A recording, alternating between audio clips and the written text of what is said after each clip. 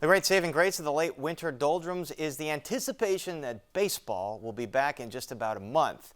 Except that's not going to be the case this year. Owners and players struck out on their last chance at reaching a deal before breaking off talks earlier this week.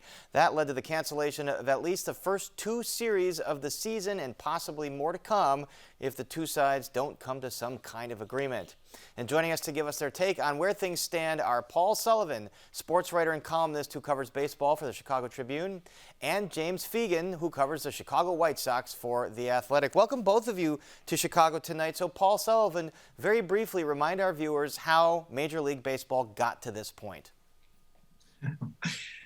Well, basically, it's just an economic issue, many issues, but the main one is the competitive balance tax. The owners want to set a lower threshold so that to keep teams from overspending and creating a big difference between the small markets and the large markets. The players want to get the threshold higher so that more money goes out to the players. They want the younger players to get paid earlier. There's just a lot of issues. It's really silly that it wasn't resolved, but here we are, and it could be a while.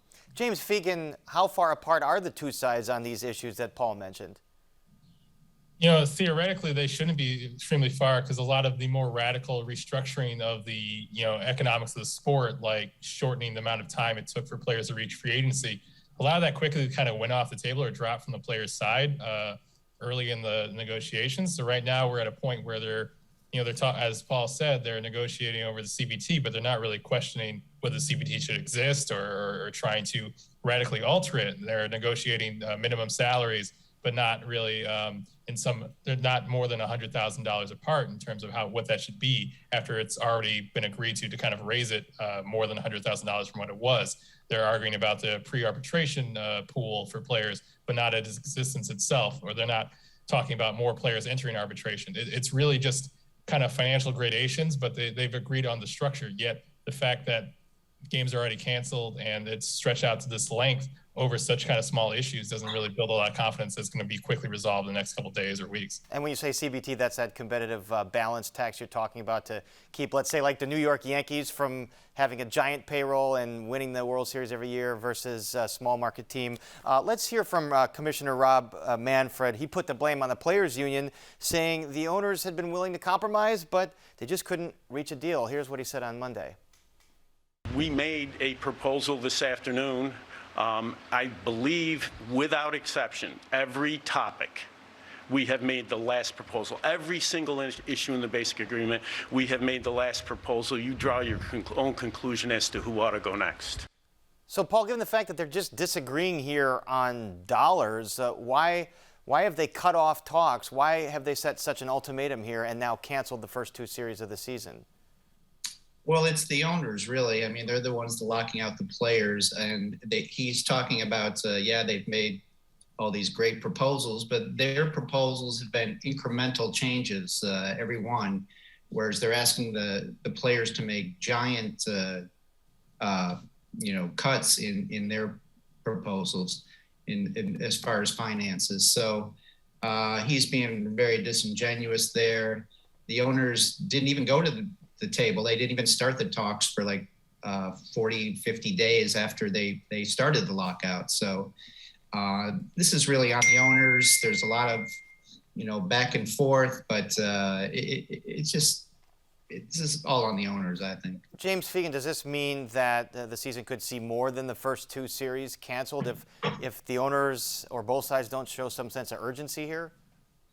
Absolutely. I mean, they're really only canceling the first two series because that's where they're at in terms of what they've already set, that there needs to be a 4-week buildup of spring training from whenever they do agree to start. So the fact that we're already on March 2nd, that would already take them to March 30th or the 31st in the best case scenario. So basically every day that it stretches on, another week that it goes, you can probably expect them to take a similar measure and cancel more games. And part of the reason that they would do that is that time is really the weapon of the ownership. The part of the season that they care about is not so much April, it's the playoffs where they have really heightened revenues for playoff broadcasts and their television contracts, whereas the players are very much dependent on the game checks over the course of the season. Losing games in April hurts the player side much more than the owners, and they're aware of that, and they're definitely prepared to utilize that. Right, you often see a lot of cold, empty ballparks in April just because of the weather and because it's the beginning of the season. Paul Sullivan, how are the players reacting here? You mentioned that owners really haven't given much, and they have all this leverage of time on their side. So do the players feel like they want to give up more just so they can get playing as soon as possible? It doesn't sound like it. Of course, they're not really available to talk right now, but just from seeing what they say on Twitter and on their social media, they seem pretty united about this, that they're going to hold out until they can. But I think honestly, as much as I hate to say it, they're going to have to take the L and come down quite a bit from what they're asking for, because if they don't, I don't see the owners folding. So this could go on all season. And if that's the case, James Fegan, is this going to be a big blow to the sport like the strike back in the mid-'90s was? I think it's hard to say. You don't really know what dying feels like because you haven't done it before. So we can't really classify how much damage is going to do to the sport, or even really compare it directly to 1994, 1995, because the proliferation of different options or the dilution of the market share that MLB has, can't really compare it to past examples or say exactly what will happen. But it's already a sport that's kind of shading older in its viewership and losing some of its market share to NFL, NBA, and other options. So it definitely feels like the most dangerous time to go through something like that. But it's hard to say just exactly how damaging it would be. But they probably shouldn't try and find out.